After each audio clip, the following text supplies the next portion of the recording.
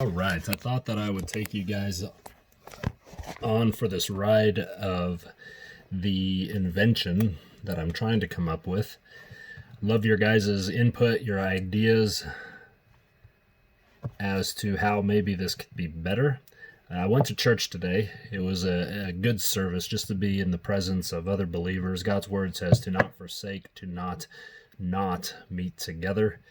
We need to meet together. We need to always, as God's people, be in real life, actual community. The powers that be are trying to divide us at all costs. They need us divided because united we stand on this Constitution, right? I pledge allegiance to the flag of the United States of America and to the Republic, not the democracy, but to the Republic for which it stands, one nation, under Yahweh, with liberty and justice for all. It's an excellent Constitution, and I have been blessed to be here with such freedoms. It's just insanity, the freedoms in which I have that so many people don't have today and the generations before me. We are the most racist country in the entire world because we are the least racist country in the entire world. What do I mean by that? We are the most racist country in the entire world because we are the least racist country in the entire world. Our government, our Constitution, Martin Luther King pushed us all. Our Constitution that Martin Luther King stood on, equality and justice for all, he used our Constitution to elevate and eradicate systemic racism, and he achieved that. He might have gotten to about right here, and then after his death, it was achieved. True equality was achieved on a government systemic level. Now, we are the most racist country in the entire world because we are the greatest melting pot, because everyone from everywhere, from every tribe and tongue, has this desire and dream to become American and fight for the American dream. Now, in many respects, the American dream can become American nightmare. Chasing after the Joneses, wanting a bigger house, a bigger car, my diamond ring's bigger than your diamond ring. We lose sight of eternity. We lose sight of the relationships before our very eyes. So, it can easily become a nightmare.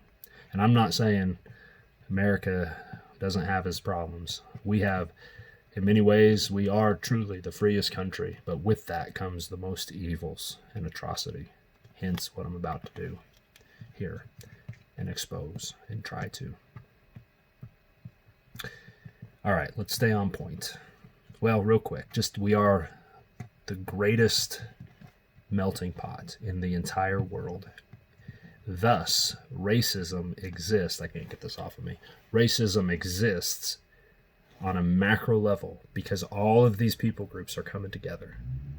And without Christ, without a foundational knowledge that God made all people in his image, the Imago Dei, then people are going to clash, butt heads. Cultures are going to come together, and racism is going to exist.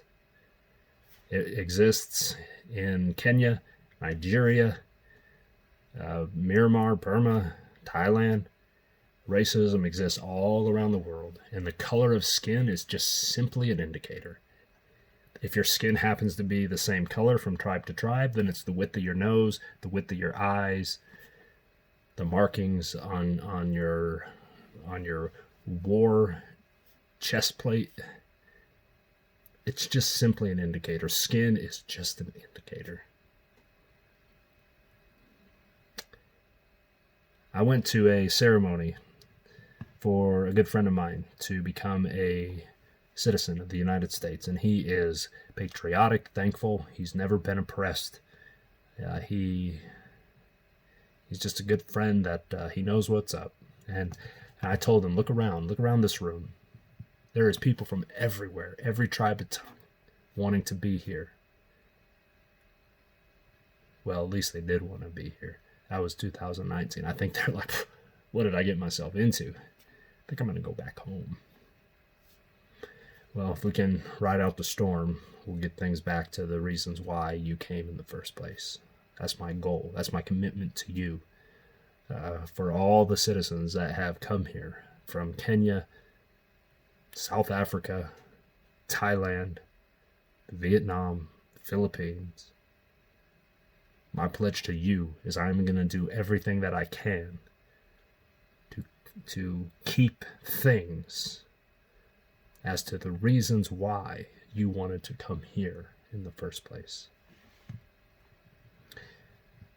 And I'm starting right now, today, and with this whole mask business, is we have got to eradicate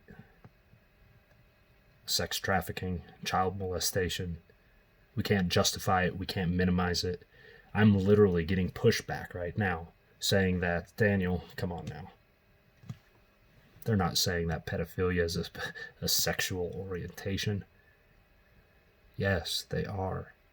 They want an LGBTQPSP for pedophilia. LGBTQP. They're trying to put the P on there for pedophilia. They legitimately, actually, truly are. I'm not just making this stuff up. Follow Don Lemon, CNN. Just do some research, right? We got to get our heads out of the sand. And that's what this is all about. That's what this is all about. It's not to draw attention to myself. I'm not going to pull the mask down and say, ooh, look at me. This is Daniel. No, this is to bring awareness. Awareness is the key. We have got to first get out of denial. Once we're out of denial, we got to learn to form true and actual speech around the problem. We have to form speech that'll attack the problem rightly. I left law enforcement in excellent standing, but I left. I went into law enforcement for children, to rescue and save children from sex trafficking, from child abuse, from the homelessness of a 10-year-old. And ironically enough, I left law enforcement for children to try to catch kids for Christ before they're caught in the county jail and stuck in the system.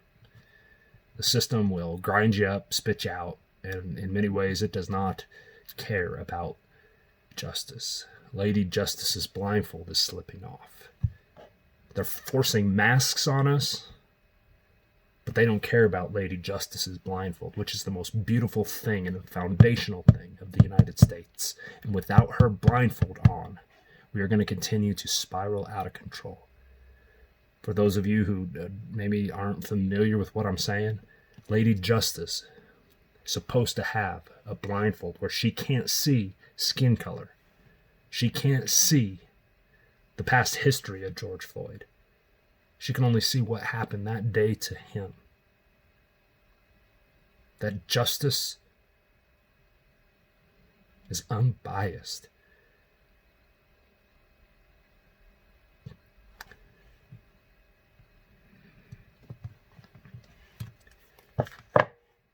Masks. Okay, so I'm going to try to get this off my... and try to just... How do we get it on the desk? Get off of there. We have a problem. I'm not that smart. Okay, let me just... I got it. All right. I'm going to put another side on because I am not going to wax myself. It's just not going to happen. If you want to rip off your mustache and stay clean shaven, that is all you, buckaroo. But me, I'm going to double side this thing.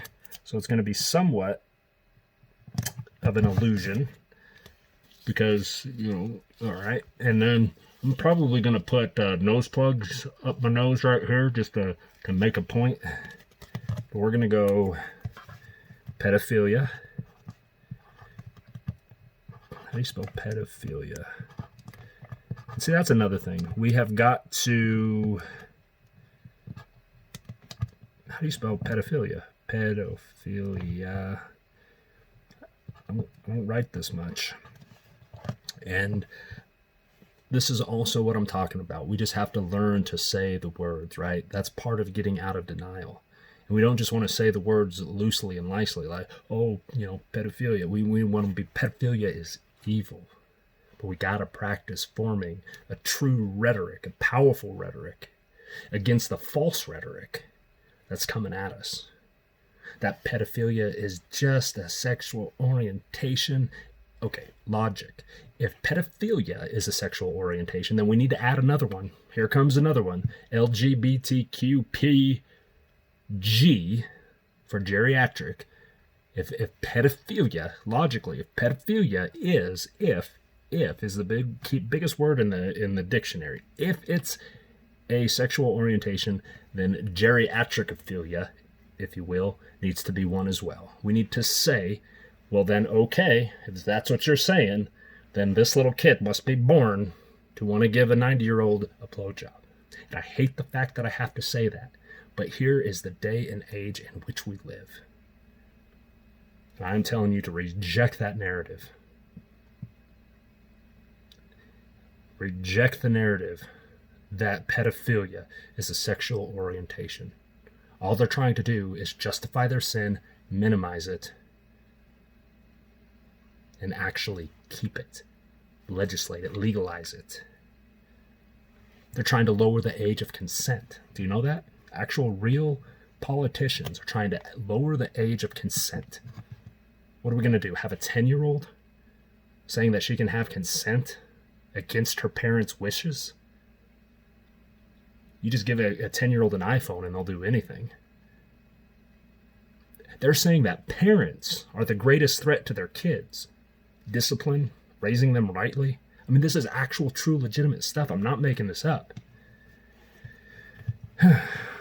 Pedophilia, practice saying it, is real.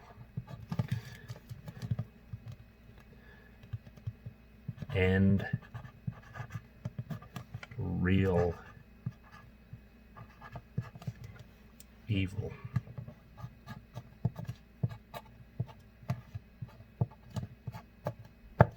All right. So that's smells good. Kind of like that. Well, that is an addiction, I guess, that I do have, Sharpies. But I'm gonna put eyes maybe around here. Get some brass eyes from a hardware store, arts and crafts, and then get some string, and I'm gonna put it around. Maybe for right now, I was thinking earlier that I was just gonna use a duct tape strap of some sort, which I made one earlier. So this guy right here, I don't know if it's gonna be the right size. No, it's not. All right, well, however you want to attach it, this is the idea. You can make it a little bigger, it doesn't have to be this width if you want to cover your nose and be a little bit less rebellious. Another soapbox, have to say it. Look up, I think her name is BB. I'll post a link if I can of her. She's a black lady that went with black paint to cover up the Black Lives Matter graffiti on the street. Now, I'm not saying, so she was resisting the police, so she was saying don't defund the police while she was, kind of actively resisting the police. Don't go get you a felony, all right? Don't press. This is a fine line that we're all walking. I mean, they're committing felonies. They're throwing bricks through windows, killing people. Killing the little girl, Turner, the little girl, her last name's Turner. I don't want to say her first name because I don't really know how to pronounce it as best as I could. I'm going to try, in honor of her, Sikoria Turner, who crossed the Black Lives Matter illegal barricade and she was shot and killed. They're stopping traffic, pulling people out of their cars, killing the lady and ambushing her when she said all lives matter, and then she was walking away from the argument, and then they came around and ambushed her and shot her. So we can push back as well. And so that's what this is. It's speaking silently, but it's speaking. And Christ, truly, and his disciples pushed against the evils of their day and went against the civil common norm. They pushed against that boldly. And so obey the laws of the land. Wear your seatbelt. If it's a law to wear a mask, wear a mask. Sign the petition. I'll post the link to sign the petition again. Sign the petition to not have this become federal law. It's not about the masks. Coronavirus is real. All the coronaviruses of the past are real. We've had many coronaviruses. They've all been very real. Tuberculosis is real. The flu is real. The Spanish flu was real. This virus is real. But the narrative is not. Systemic racism is not. Masks being able to save us all is not. All of our masks are full of corona particles. All of them. And we spew them out. And we breathe up through here, out through here, out through here, and down through here.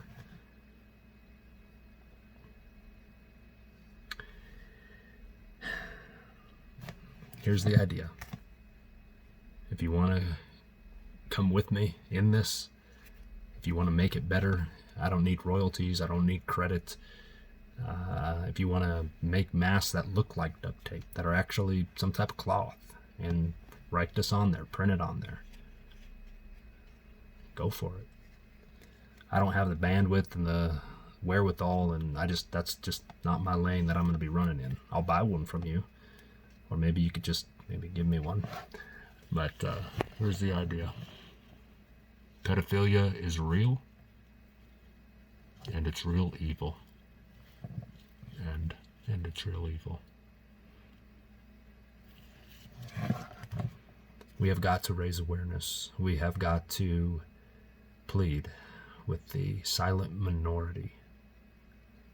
Said that wrong. The silent majority. To speak against the vocal minority. We have got to get the silent majority to want to engage in this fight. But first, to engage in this fight, you have to see the atrocities that are under our noses. Little people don't just go missing because they got lost.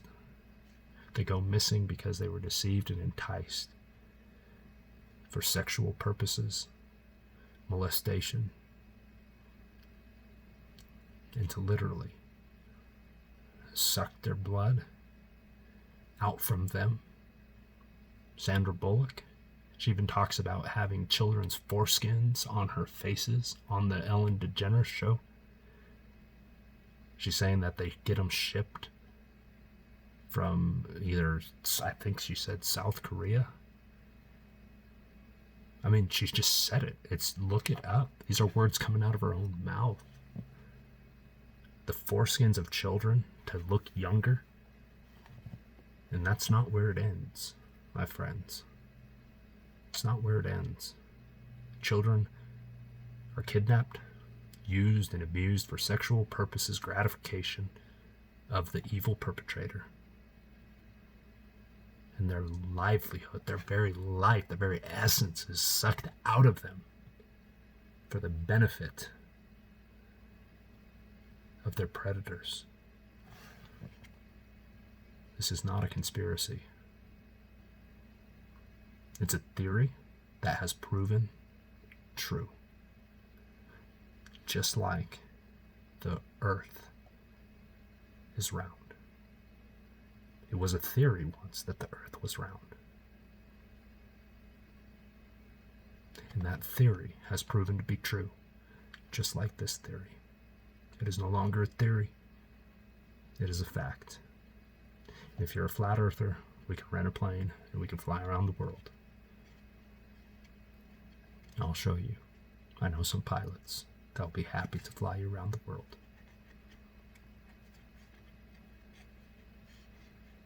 I love you. If you're drowning in pornography, I love you. You can step away from that today. See, guilt is an awesome, amazing thing that will drive you to repentance, to make a U-turn and change. And once you do, you no longer have to feel guilty. You can move forward in life and in a new beginning. If you're a pedophile, stop. Confess. That's what a real man would do. And woman. See, women, oh, women, you guys aren't the innocent ones. You are just as guilty as men when it comes to pedophilia, when it comes to the evil atrocities of child trafficking. Save the children. Fight for the children. They are the true slaves of today. And their lives matter.